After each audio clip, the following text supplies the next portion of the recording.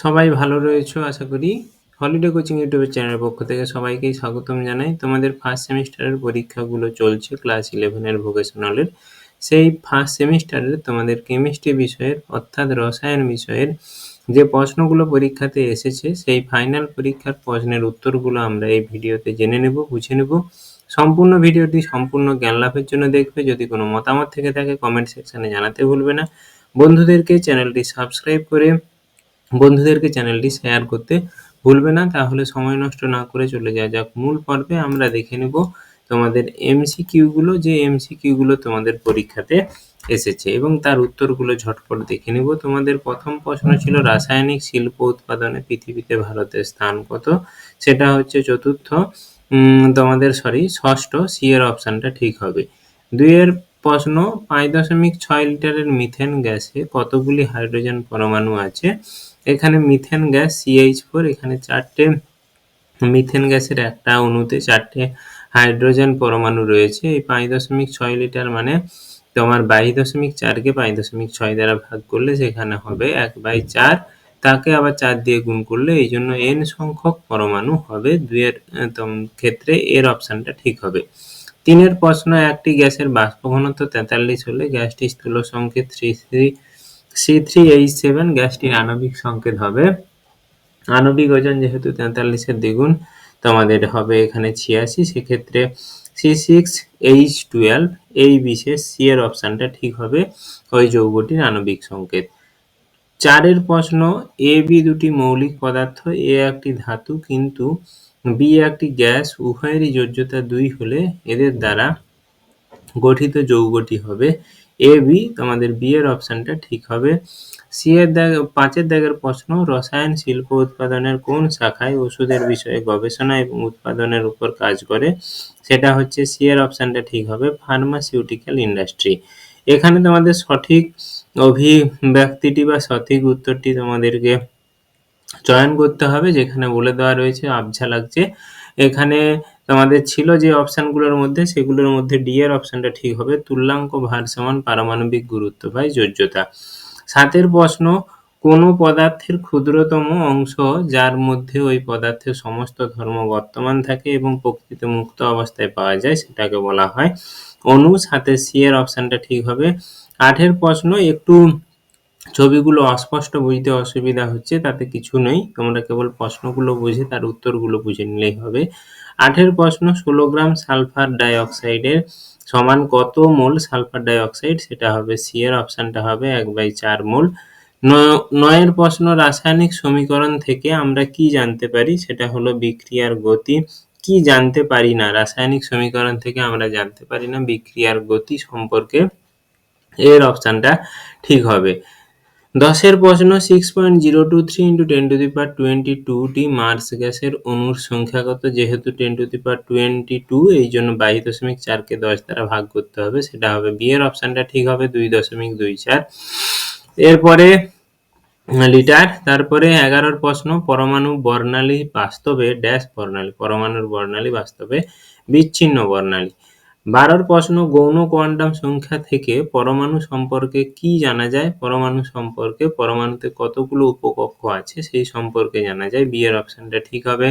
13 এর প্রশ্ন, কোনো দুটি অভিন্ন ফার্মিয়ান অর্ধপূর্ণ সংখ্যার ঘূর্ণন সহ কণা যেমন ইলেকট্রন একই সাথে একই কোয়ান্টাম অবস্থান দখল করতে পারে না একটি পরমাণুতে, এর অর্থ হলো দুটি ইলেকট্রনের 4টি কোয়ান্টাম সংখ্যা এক সেটেই থাকতে পারে না। এটি কার নীতি? এটি হলো পাউলির অপবর্জন নীতি, এর অপশানটা ঠিক হবে। 14 এর প্রশ্ন, দুটি মৌল এ এবং বি যাদের পরমাণুর সংখ্যা যথাক্রমে 8 এবং 14, উক্ত মৌলদ্বয়ের যদি কোনো যৌগ গঠন করে তাহলে তার সংকেত কি হবে? যেহেতু মৌলদ্বয়ের তোমাদের পরমাণু ক্রমাঙ্ক দেওয়া রয়েছে বা পরমাণু সংখ্যা দেওয়া রয়েছে, তার AB2 এই যৌগটি হওয়ার সম্ভাবনা প্রবল। তারপরে রয়েছে 15 এর প্রশ্ন, 6 কার্বন 14, 7 নাইট্রোজেন 15, 8 অক্সিজেন 16 এই মৌলগুলিকে কি বলা হয়? পরস্পরের আইসোটোন, কারণ এদের নিউট্রন সংখ্যা সমান, সি এর অপশানটা ঠিক হবে 15। 16 এর ক্ষেত্রে একটু ছবিটা অস্পষ্ট, এখানে বলছে আয়নীভবন শক্তির ক্রমহ্রাসমান হলো S greater than P greater than D greater than F, S এর সবচাইতে বেশি হবে, অর্থাৎ তোমাদের A এর অপশনটা ঠিক হবে।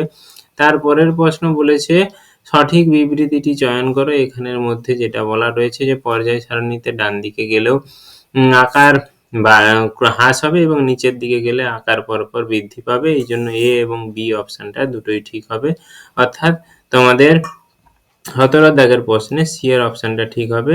১৮ দাগের প্রশ্নে বলছে নিঃসঙ্গ ইলেকট্রন যুগল দানের মাধ্যমে যে রাসায়নিক বন্ধন তৈরি হয় সেই বন্ধনকে বলা হবে সমযোজী বন্ধন, অসমযোজী বন্ধন। সি এর অপশনটা ঠিক হবে। ১৯ এর প্রশ্ন নিম্নলিখিত কোন যৌগের আন্তঃআণবিক হাইড্রোজেন বন্ধন অন্তঃআণবিক হাইড্রোজেন বন্ধন দেখতে পাওয়া যায়, সেটা হচ্ছে আন্তঃআণবিক অ্যাসিটালডিহাইডের মধ্যে। ২০ প্রশ্ন ক্ষারীয় মৃত্তিকা ধাতু সমূহের সর্ববহিঃস্থ উপকক্ষের সাধারণ ইলেকট্রন বিন্যাস কি, সেটা হচ্ছে NH2, যেহেতু ক্ষারীয় মৃত্তিকা বলেছে ২০ বি এর অপশনটা ঠিক হবে।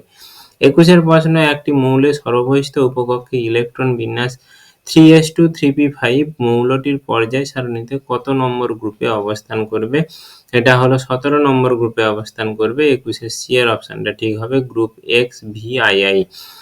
২২ এর প্রশ্ন অর্থ-নাইট্রোফেনল অপেক্ষা প্যারা-নাইট্রোফেনলের স্ফুটনাঙ্ক বেশি, এর কারণ প্যারা-নাইট্রোফেনলের অণুগুলির মধ্যে আন্তঃআণবিক হাইড্রোজেন বন্ধন বিদ্যমান, অর্থাৎ একটা প্যারা-নাইট্রোর সঙ্গে অপর প্যারা-নাইট্রোর মধ্যে আলাদা আলাদা মৌলে যে বন্ধন দেখতে পাওয়া যায়। তারপরে রয়েছে ২৩ এর প্রশ্ন কোনো মৌলের সাবসিডিয়ারি কোয়ান্টাম সংখ্যা I হলে ম্যাগনেটিক কোয়ান্টাম সংখ্যা m এর সাথে কি সম্পর্ক, m সমান 12+1। সি এর অপশনটা ঠিক হবে। ২৪ এর প্রশ্ন অ্যাসিটিলিন অণুতে কতগুলো পাই বন্ড এবং সিগমা বন্ড দেখা যায়। অ্যাসিটিলিন যেহেতু CH ট্রিপল বন্ড CH, এখানে একটা সিঙ্গেল বন্ড দুটো পাই বন্ড, কিন্তু তোমাদের এখানে অপশানের উত্তরগুলো যেগুলো দেওয়া রয়েছে সেগুলো কিছু অ্যাবসার্ড টাইপের, যদিও এর মধ্যে থেকে যেটা আমার মনে হয়েছে সেটা হলো এর অপশানটা ঠিক হবে। এখানে এর অপশানটাতে অ্যাসিটিলিনের অণুতে সিগমা বন্ধন ৩, অ্যাসিটিলিনের অণুতে কতগুলি সিগমা বন্ধন আছে? আচ্ছা, অ্যাসিটিলিনের অণুতে তাহলে এর দিক থেকে দেখতে গেলে সেখানে কিন্তু তোমাদের ৩টা সিগমা বন্ধন এবং ২টো পাই বন্ধন রয়েছে। সি এর অপশানটা ঠিক হবে। এখানে কিন্তু প্রশ্নের উত্তরটা সি হবে, এটা কিন্তু একটু বোঝার ভুল রয়েছে। তারপরে রয়েছে ২৫ এর প্রশ্ন PQRS এর ৪টি মৌলের যাদের নিউক্লিয়াসে নিউট্রন এবং প্রোটনের অনুপাত যথাক্রমে 1.5, 1.4 এবং 1.6 এবং 1.7, কোন মৌলটি তেজস্ক্রিয় নয়?